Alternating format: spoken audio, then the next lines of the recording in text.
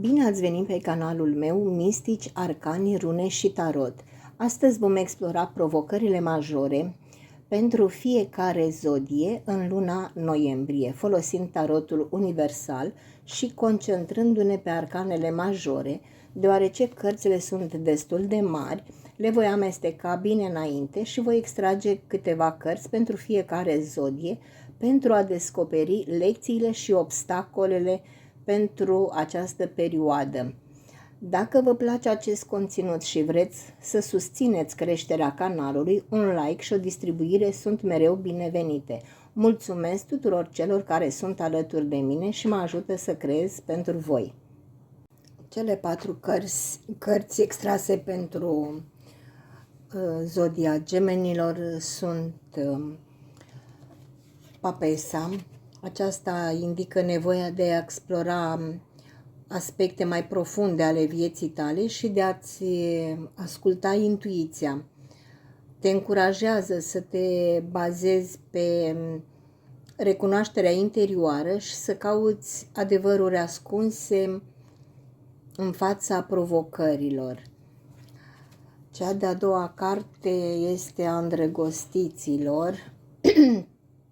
Aceasta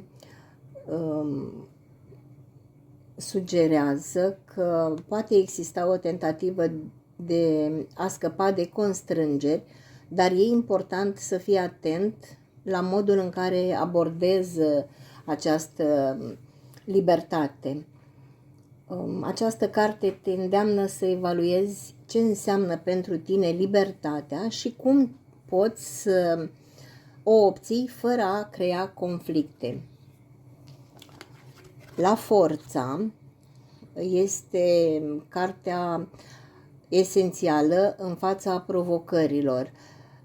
Această carte îți va oferi curajul necesar pentru a depăși obstacolele, indicând faptul că nu forța provine doar din fizic, ci și din capacitatea de a-ți controla emoțiile și de a avea răbdare. Justiția